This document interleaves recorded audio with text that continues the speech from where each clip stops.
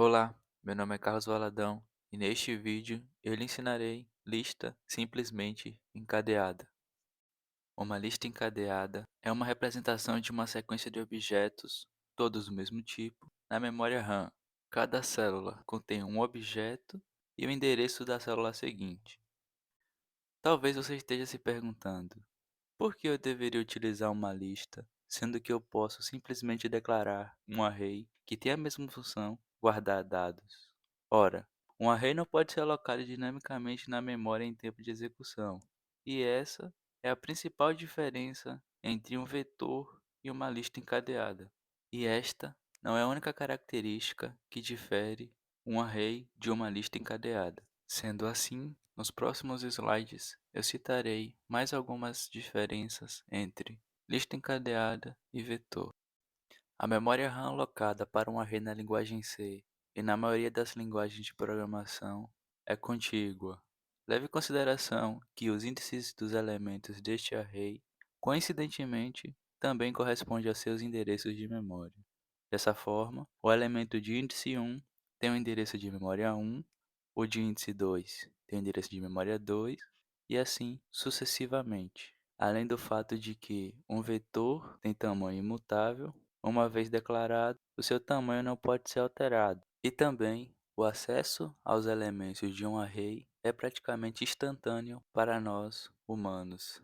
Por outro lado, a memória alocada para uma lista encadeada é não contígua, ou seja, o primeiro elemento possui um endereço de memória x, enquanto o segundo elemento terá um endereço de memória y diferente. Como já dito anteriormente, a lista não possui tamanho pré-definido e o acesso aos elementos de uma lista é linear, isto é, para acessar o elemento 5 de uma lista, por exemplo, é necessário acessar primeiramente o elemento 1, depois o 2, depois o 3, depois o 4 e, por fim, o quinto elemento. Vejam, nesta lista temos o primeiro elemento com endereço de memória 7, o segundo com endereço de memória 3, o terceiro com endereço de memória 17 e o quarto com endereço de memória 23. Não há como acessar os elementos de uma lista encadeada, assim como em um array da linguagem C, ou seja, utilizando o operador colchetes. Os elementos de uma lista simplesmente encadeada são chamados de nós, e eles estão dispostos em ordem linear. Há dois nós especiais. O primeiro é chamado de head, ou cabeça da lista, aponta para o primeiro nó da lista, e ele nunca é apontado. E o tail, que é o último nó da lista, e ele aponta para null. Agora, eu mostrarei duas operações sobre lista simplesmente encadeada. São elas: inserir no início da lista e remover um determinado nó da lista. A inserção no início se dá da seguinte forma: o novo nó aponta para o conteúdo da cabeça, a cabeça aponta para o novo nó. A deleção de um elemento específico, por outro lado, exige uma busca prévia pelo elemento, pois é impossível deletar algo que nem sequer existe. Caso o elemento a ser removido esteja na lista, então o nó anterior ao elemento a ser removido agora aponta para o próximo do elemento a ser removido. Vamos agora à implementação da lista simplesmente encadeada e também à implementação das duas operações sobre lista simplesmente encadeada, isto é, remoção de um elemento específico e inserção no início. Bem, este é o arquivo de cabeçalho. Nele estão definidas as funções que irão trabalhar com a lista encadeada e também a struct, que representará o dado aluno, struct chamado aluno, e um typedef, que define como lista um ponteiro para elemento. Essa primeira função cria uma lista, devolve um ponteiro para ponteiro de elemento. A segunda função, de cima para baixo, não devolve nada e ela é responsável por desalocar a lista da memória. A terceira função chama-se insere lista início. Ela recebe a lista e recebe um struct. a struct a ser inserida no início. E a última chama-se remove lista, recebe uma lista como argumento e também um inteiro, que é a matrícula do aluno. Ou seja, essa função será responsável por remover um determinado aluno com determinada matrícula da lista. Claro, se ele existir. Aqui, já no arquivo onde há a implementação das funções, nós temos a struct elemento, que tem a struct aluno dados e outra struct elemento como componentes dela, que nesse caso aqui esse struct elemento chama-se prox, que será o ponteiro responsável por apontar para o próximo elemento da lista ou para null, caso seja o último. Então esse struct aqui basicamente representa o nosso bloquinho da imagem, cada nó.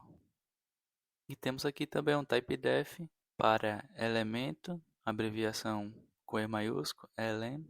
Então, começando pela primeira função, que devolve um ponteiro para ponteiro de elemento, ela aloca a memória usando a função malloc, verifica se a função devolveu um valor diferente de null.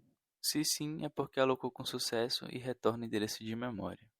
A segunda chama-se libera lista, verifica se a lista fornecida é diferente de null. Se for, declara uma variável ponteiro de elemento chamada nó, enquanto o conteúdo da lista, da cabeça da lista, for diferente de null, nó vai receber o conteúdo da cabeça da lista e o conteúdo da cabeça da lista vai receber o próximo dela e libera o nó atual. E ao fim, ao sair do while, a gente libera a cabeça da lista e a memória alocada para a lista encadeada está totalmente livre.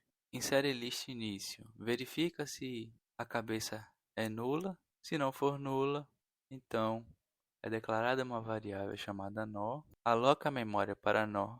Verifica se alocou com sucesso. Se alocou, então dá prosseguimento. Nó, dados, vai receber a L, que é a struct fornecida, e o conteúdo da cabeça aponta para nó, pois nó será a nova cabeça, porque nós estamos inserindo no início. E por fim, remove lista, verifica se a lista fornecida é nula, se o ponteiro fornecido é nulo. Se for nulo, retorna zero. Se não, verifica se o conteúdo da cabeça é nulo. Se for nulo, significa que a lista está vazia.